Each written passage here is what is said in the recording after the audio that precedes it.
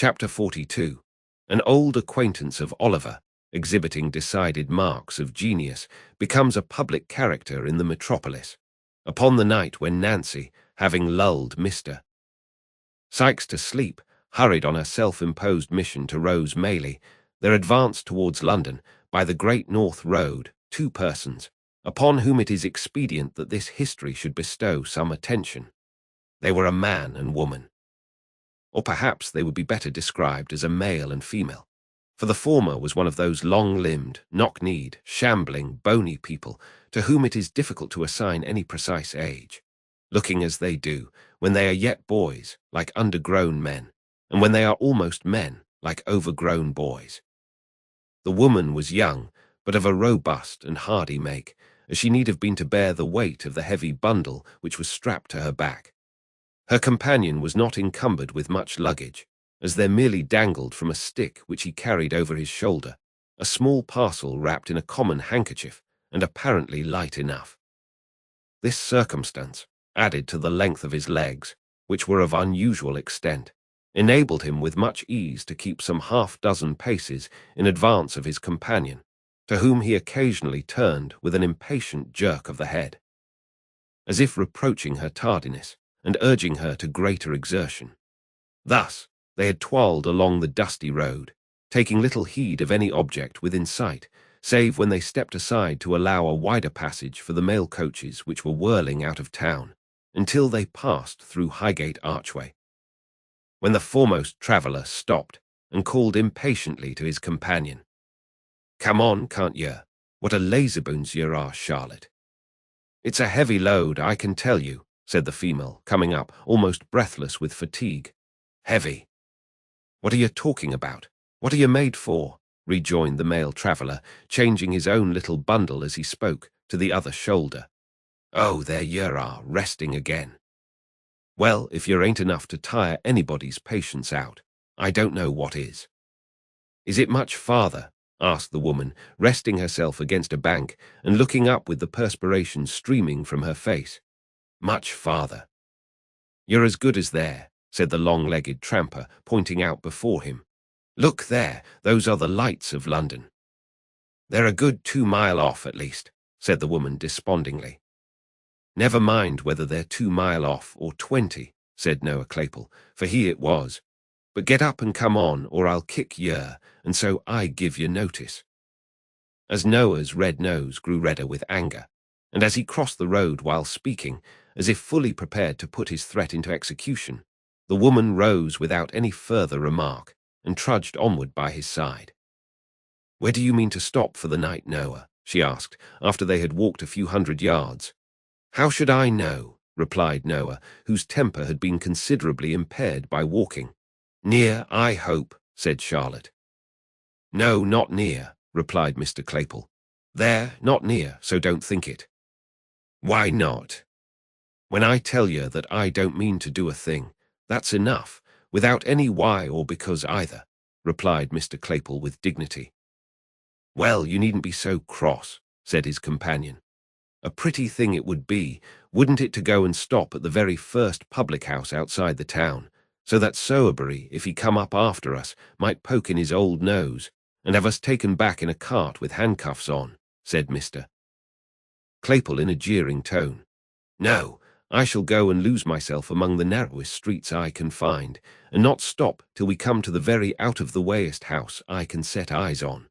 Cod, you may thanks your stars I've got ahead. For if we hadn't gone, at first, the wrong road a purpose, and come back across country, you'd have been locked up hard and fast a week ago, my lady, and serve you right for being a fool." "I know I ain't as cunning as you are," replied Charlotte. "But don't put all the blame on me, and say I should have been locked up. You would have been if I had been, anyway." "You took the money from the till, you know you did," said Mr. Claypole. "I took it for you, Noah, dear," rejoined Charlotte. "Did I keep it?" asked Mr. Claypole. "No, you trusted in me, and let me carry it like a dear, and so you are," said the lady, chucking him under the chin and drawing her arm through his. This was indeed the case. But as it was not Mr. Claypole's habit to repose a blind and foolish confidence in anybody, it should be observed in justice to that gentleman, that he had trusted Charlotte to this extent, in order that, if they were pursued, the money might be found on her, which would leave him an opportunity of asserting his innocence of any theft, and would greatly facilitate his chances of escape. Of course, he entered at this juncture into no explanation of his motives, and they walked on very lovingly together. In pursuance of this cautious plan, Mr. Claypole went on, without halting, until he arrived at the Angel at Islington, where he wisely judged, from the crowd of passengers and numbers of vehicles, that London began in earnest. Just pausing to observe which appeared the most crowded streets, and consequently the most to be avoided, he crossed into St. John's Road, and was soon deep in the obscurity of the intricate and dirty ways, which, lying between Gray's Inn Lane and Smithfield, render that part of the town one of the lowest and worst that improvement has left in the midst of London. Through these streets Noah Claypole walked, dragging Charlotte after him, now stepping into the kennel to embrace at a glance the whole external character of some small public house, now jogging on again, as some fancied appearance induced him to believe it too public for his purpose.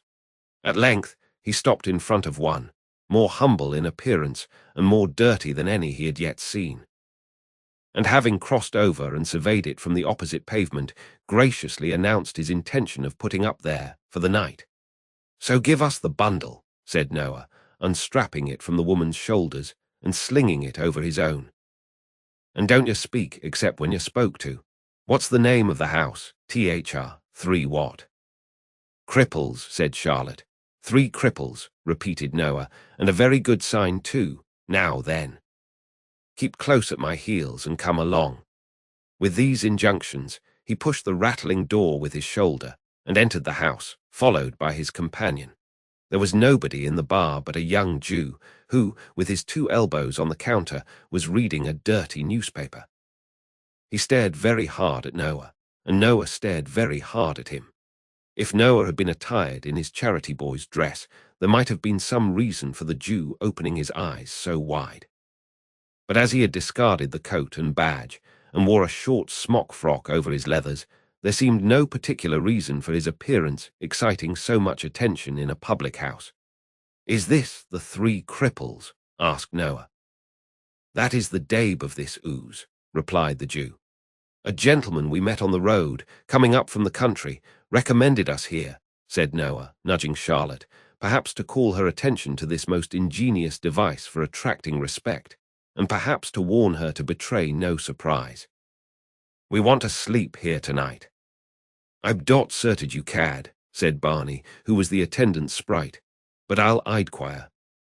"Show us the tap, and give us a bit of cold meat and a drop of beer while you're inquiring, will yer?" said Noah.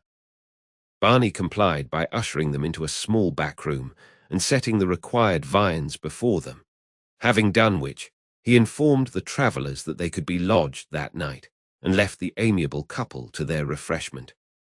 Now, this back room was immediately behind the bar, and some steps lower, so that any person connected with the house, undrawing a small curtain which concealed a single pane of glass, fixed in the wall of the last-named apartment, about 5 feet from its flooring, could not only look down upon any guests in the back room without any great hazard of being observed, the glass being in a dark angle of the wall, between which and a large upright beam the observer had to thrust himself, but could, by applying his ear to the partition, ascertain with tolerable distinctness their subject of conversation. The landlord of the house had not withdrawn his eye from this place of espial for 5 minutes, and Barney had only just returned from making the communication above related, when Fagin, in the course of his evening's business, came into the bar to inquire after some of his young pupils. "Hush," said Barney. "Strangers i' the next roob." "Strangers," repeated the old man in a whisper. "Ah, ad rub uds too," added Barney. "Frob the country, but something in your way, or I by-staked." Fagin appeared to receive this communication with great interest. Mounting a stool, he cautiously applied his eye to the pane of glass, from which secret post he could see Mr. Claypole taking cold beef from the dish and porter from the pot, and administering homeopathic doses of both to Charlotte, who sat patiently by, eating and drinking at his pleasure. "Aha," he whispered, looking round to Barney. "I like that fellow's looks. He'd be of use to us. He knows how to train the girl already. Don't make as much noise as a mouse, my dear, and let me hear 'em talk. Let me hear 'em." He again applied his eye to the glass, and turning his ear to the partition, listened attentively. With a subtle and eager look upon his face that might have appertained to some old goblin.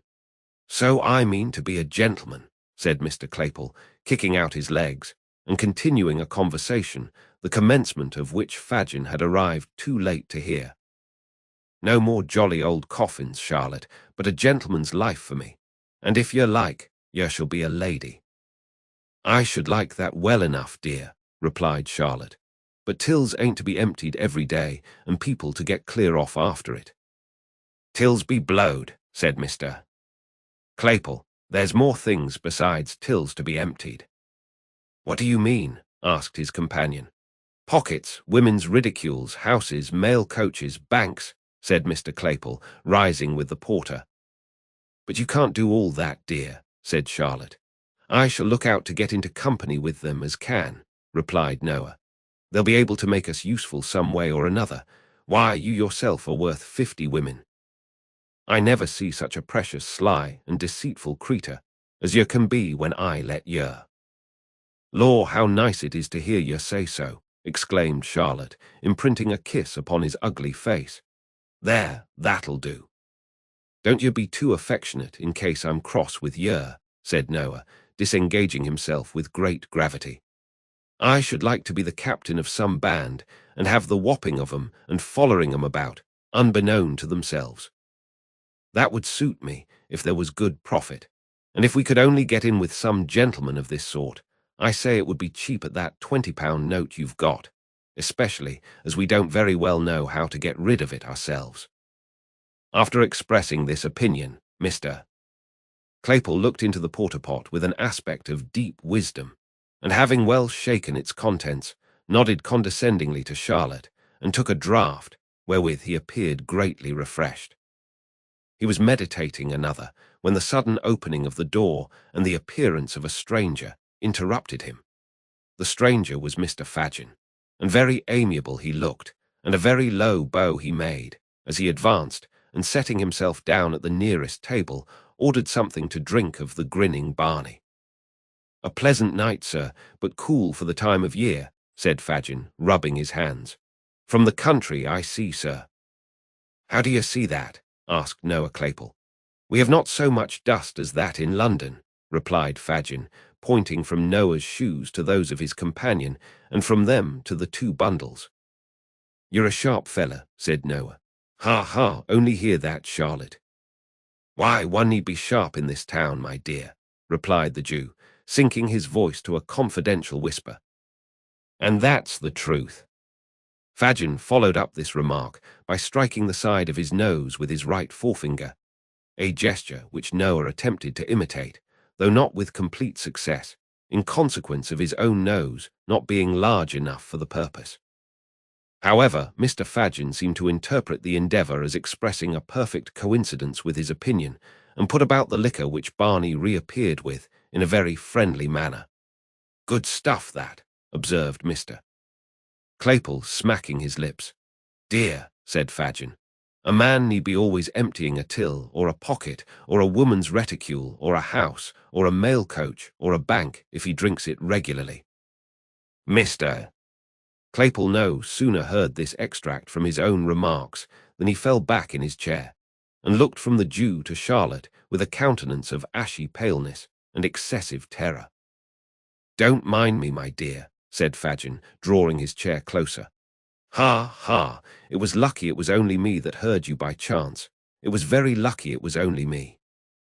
"I didn't take it," stammered Noah, no longer stretching out his legs like an independent gentleman, but coiling them up as well as he could under his chair. "It was all her doing. You have got it now, Charlotte, you know you have." "No matter who's got it, or who did it, my dear," replied Fagin, glancing, nevertheless, with a hawk's eye at the girl and the 2 bundles. I'm in that way myself, and I like you for it." "In what way?" asked Mr. Claypole, a little recovering. "In that way of business," rejoined Fagin, "and so are the people of the house. You've hit the right nail upon the head, and are as safe here as you could be. There is not a safer place in all this town than is the Cripples. That is, when I like to make it so. And I have taken a fancy to you and the young woman. So I've said the word, and you may make your minds easy." Noah Claypole's mind might have been at ease after this assurance, but his body certainly was not, for he shuffled and writhed about into various uncouth positions, eyeing his new friend meanwhile with mingled fear and suspicion. "I'll tell you more," said Fagin, after he had reassured the girl, by dint of friendly nods and muttered encouragements. "I have got a friend that I think can gratify your darling wish, and put you in the right way, where you can take whatever department of the business you think will suit you best at first, and be taught all the others." "Ye speak as if ye were in earnest," replied Noah. "What advantage would it be to me to be anything else?" inquired Fagin, shrugging his shoulders. "Here, let me have a word with you outside." "There's no occasion to trouble ourselves to move," said Noah, getting his legs by gradual degrees abroad again. "She'll take the luggage upstairs the while. Charlotte, see to them bundles." This mandate, which had been delivered with great majesty, was obeyed without the slightest demur, and Charlotte made the best of her way off with the packages while Noah held the door open and watched her out. "She's kept tolerably well under, ain't she?" he asked as he resumed his seat, in the tone of a keeper who had tamed some wild animal. "Quite perfect," rejoined Fagin, clapping him on the shoulder. "You're a genius, my dear." "Why, I suppose if I wasn't, I shouldn't be here," replied Noah. "But I say, she'll be back if you lose time." "Now, what do you think?" said Fagin. "If you was to like my friend, could you do better than join him?" "Is he in a good way of business? That's where it is," responded Noah, winking one of his little eyes. "The top of the tree employs a power of hands. Has the very best society in the profession." "Regular town-maders?" asked Mr. Claypole. "Not a countryman among 'em, and I don't think he'd take you, even on my recommendation, if he didn't run rather short of assistance just now," replied Fagin. "Should I have to hand over?" said Noah, slapping his breeches pocket. "It couldn't possibly be done without," replied Fagin in a most decided manner. £20, though, it's a lot of money." "Not when it's in a note you can't get rid of," retorted Fagin. "Number and date taken, I suppose. Payment stopped at the bank. Ah, it's not worth much to him. It'll have to go abroad, and he couldn't sell it for a great deal in the market." "When could I see him?" asked Noah doubtfully. "Tomorrow morning." "Where?" "Here." Said Noah. "What's the wages?" "Live like a gentleman, board and lodging, pipes and spirits free. Half of all you earn, and half of all the young woman earns," replied Mr. Fagin. Whether Noah Claypole, whose rapacity was none of the least comprehensive, would have acceded even to these glowing terms, had he been a perfectly free agent, is very doubtful. But as he recollected that, in the event of his refusal, it was in the power of his new acquaintance to give him up to justice immediately, and more unlikely things had come to pass, he gradually relented, and said he thought that would suit him. "But you see," observed Noah, "as she will be able to do a good deal, I should like to take something very light." "A little fancy work," suggested Fagin. "Ah, something of that sort," replied Noah. "What do you think would suit me now?" "Something not too trying for the strength, and not very dangerous, you know. That's the sort of thing." "I heard you talk of something in the spy way upon the others, my dear," said Fagin. "My friend wants somebody who would do that well, very much." "Why, I did mention that, and I shouldn't mind turning my hand to it sometimes," rejoined Mr. Claypole slowly. "But it wouldn't pay by itself, you know." "That's true," observed the Jew, ruminating or pretending to ruminate. "No, it might not." "What do you think, then?" asked Noah, anxiously regarding him. "Something in the sneaking way, where it was pretty sure work, and not much more risk than being at home. "What do you think of the old ladies?" asked Fagin. "There's a good deal of money made in snatching their bags and parcels and running round the corner." "Don't they holler out a good deal and scratch sometimes?" asked Noah, shaking his head. "I don't think that would answer my purpose. Ain't there any other line open?" "Stop," said Fagin, laying his hand on Noah's knee. "The Kinchin lay." "What's that?" demanded Mr. Claypole. "The Kinchins, my dear," said Fagin, "is the young children that's sent on errands by their mothers, with sixpences and shillings, and the lay is just to take their money away. They've always got it ready in their hands. Then knock 'em into the kennel and walk off very slow, as if there were nothing else the matter but a child fallen down and hurt itself." "Ha, ha, ha." "Ha, ha," roared Mr. Claypole, kicking up his legs in an ecstasy. "Lord, that's the very thing." "To be sure it is," replied Fagin. "And you can have a few good beats chalked out in Camden Town and Battle Bridge and neighbourhoods like that, where they're always going errands. And you can upset as many Kinchins as you want, any hour in the day. Ha, ha, ha." With this, Fagin poked Mr. Claypole in the side, and they joined in a burst of laughter, both long and loud. "Well, that's all right," said Noah, when he had recovered himself and Charlotte had returned. "What time tomorrow shall we say?" "Will 10 do?" asked Fagin, adding, as Mr. Claypole nodded assent, "What name shall I tell my good friend?" "Mr. Bolter," replied Noah, who had prepared himself for such emergency. "Mr. Morris Bolter. This is Mrs. Bolter." "Mrs. Bolter's humble servant," said Fagin, bowing with grotesque politeness. "I hope I shall know her better very shortly." "Do you hear the gentleman, Charlotte?" thundered Mr. Claypole. "Yes, Noah, dear," replied Mrs. Bolter, extending her hand. "She calls me Noah as a sort of fond way of talking," said Mr. Morris Bolter, late Claypole, turning to Fagin. "You understand?" "Oh, yes, I understand, perfectly," replied Fagin, telling the truth for once. "Good night." "Good night." With many adieus and good wishes, Mr. Fagin went his way. Noah Claypole, bespeaking his good lady's attention, proceeded to enlighten her relative to the arrangement he had made, with all that haughtiness and air of superiority, becoming not only a member of the sterner sex, but a gentleman who appreciated the dignity of a special appointment on the Kinchin lay, in London and its vicinity.